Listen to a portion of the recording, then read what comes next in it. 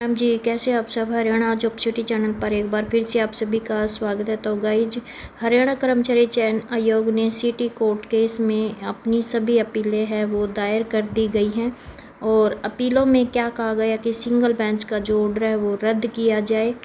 और तो पूरी अपडेट हम इस वीडियो में देखने वाले हैं। और साथ ही हम देखेंगे आपकी जो हरियाणा पुलिस भर्ती में नए नियमों से जुड़ी बड़ी अपडेट भी आई है।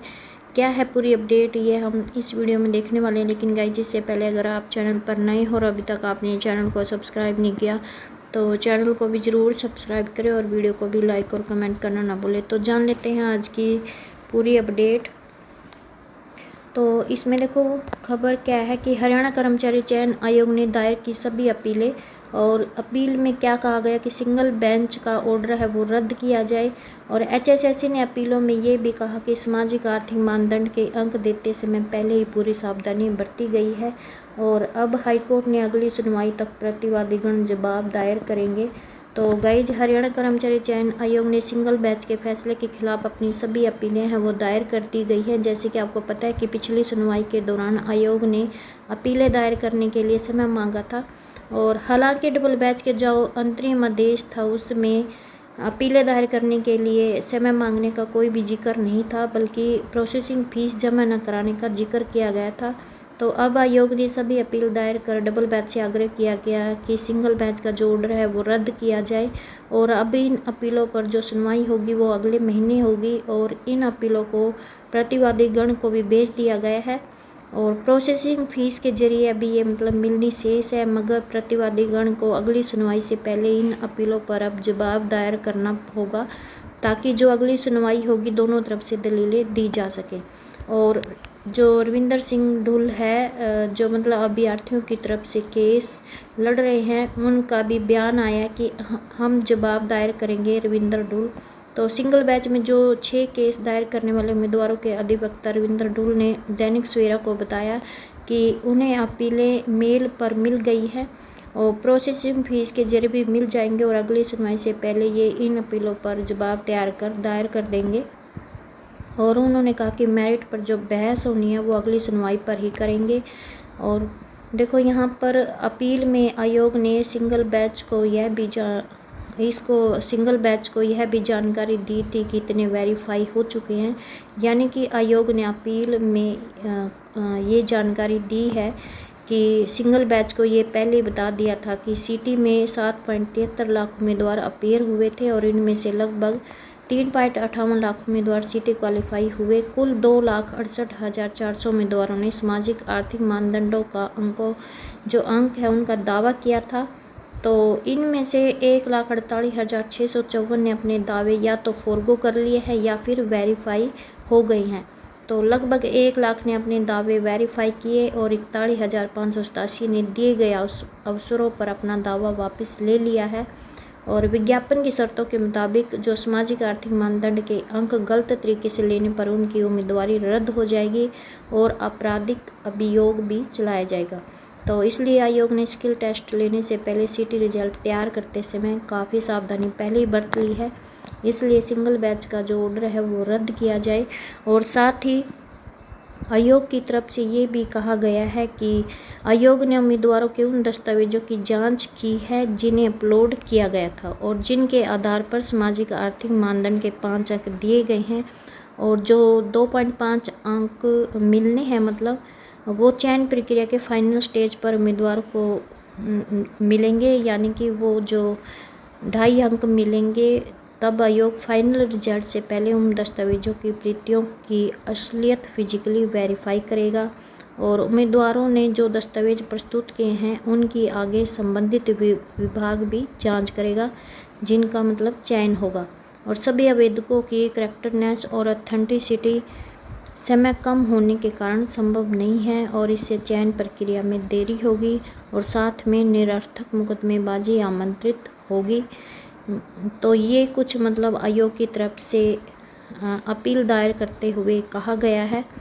और साथ में कहा गया कि सिंगल बैच अनुमान पर आगे बढ़ी है कि सेल्फ डिक्लेरेशन और सामाजिक आर्थिक मानदंड के 5 अंक लेने के लिए आवेदन फार्म के साथ अटैच किए दस्तावेज असली नहीं हो सकते।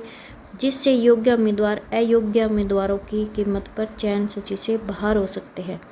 और सिंगल बैच की यह अप्रोच कानूनी तौर पर आरक्षणीय है, क्योंकि हजारों उम्मीदवार स्किल और लिखित परीक्षा में अपीयर हो रहे हैं और उनमें से काफ़ी सिलेक्शन जोन तक पहुंचने के लिए ज़रूरी अंक प्राप्त नहीं कर सकते हैं।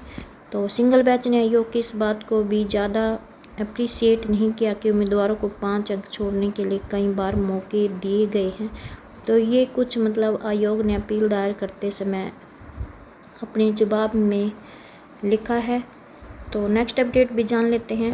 तो नेक्स्ट अपडेट आपकी जो हरियाणा पुलिस की नई भर्ती होनी है उसमें जो नियम संशोधित होनी है उसको लेकर ये बड़ी अपडेट आई है कि हरियाणा पुलिस सिपाही सब इंस्पेक्टर भर्ती के संशोधित नियम मंजूर होने के बाद शुरू होगी नई भर्ती। पीएसटी पीएमटी लिखित परीक्षा एनसीसी सामाजिक आर्थिक मानदंड के अंकों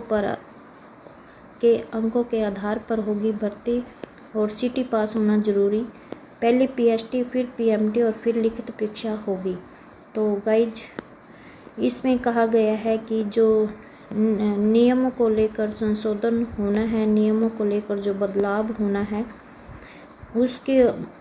उसको लेकर जो एडवोकेट जनरल बलदेव महाजन हैं उनकी तरफ से संशोधित नियम है वो मंजूर हो गई हैं।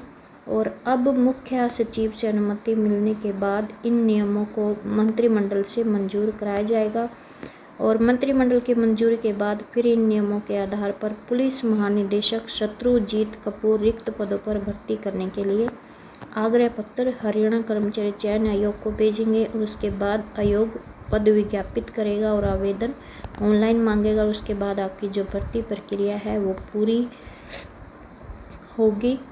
तो जो नियम संशोधित नियमों मंजूर होने के लिए मतलब गए थे वो एडवोकेट जनरल बलदेव राज महाजन से मतलब उनकी तरफ से मंजूरी मिल गई है इन नियमों को लेकर।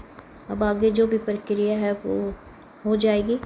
और संशोधित नियमों में यह किया गया है प्रावधान, तो पुलिस सिपाही के सभी रिक्त पदों पर सीधी भर्ती होगी आपकी और जबकि जो सब इंस्पेक्टर के पद हैं उनमें 50% पदों पर सीधी भर्ती होगी। और सिपाही के लिए जो शैक्षणिक योग्यता है वो 10+2 होगी और जबकि जो सब इंस्पेक्टर के लिए शैक्षणिक योग्यता मांगी गई है वो ग्रेजुएशन होगी। और भर्ती के लिए सबसे पहले आपका सीटी पास होना ज़रूरी है और ये आपके मतलब प्रावधान किए गए हैं। तो सबसे पहले आपका पीएसटी होगा जो कि फिजिकल स्क्रीनिंग टेस्ट होगा और उसके बाद आपका पीएमटी होगा, यानी कि जो पीएसटी क्वालिफाई करेगा उन्हें अगली प्रक्रिया में भाग लेने दिया जाएगा। और उसके बाद आपकी लिखित परीक्षा होगी जो कि जिसमें 90 सवाल होंगे और ऑब्जेक्टिव टाइप के 90 सवालों में मल्टीपल सवाल होंगे और एक पर्सन का 1 अंक होगा। और हाँ गाइस, गलत जवाब का 1/4 अंक भी काट लिया जाएगा, यानी कि नेगेटिव मार्किंग भी होगी। उसके बाद आपका होगा एनसीसी और एनसीसी के बाद आपके जो सामाजिक आर्थिक मानदंड के अंक हैं वो होंगे। उसके बाद PST PMT knowledge test NCC और सामाजिक आर्थिक मानदंडों के अंकों को जोड़कर कैटेगरी अनुसार उसके बाद मेरिट बनाई जाएगी और मेरिट के आधार पर सूची जारी होगी। तो ये कुछ आपके नियमों में प्रावधान किया गया, संशोधित नियमों में प्रावधान होगा। तो आज की अपडेट यही थी। आई होप आपको ये अपडेट अच्छी लगी हो। प्लीज़ चैनल को सब्सक्राइब और वीडियो को लाइक करना ना भूलें। Thank you.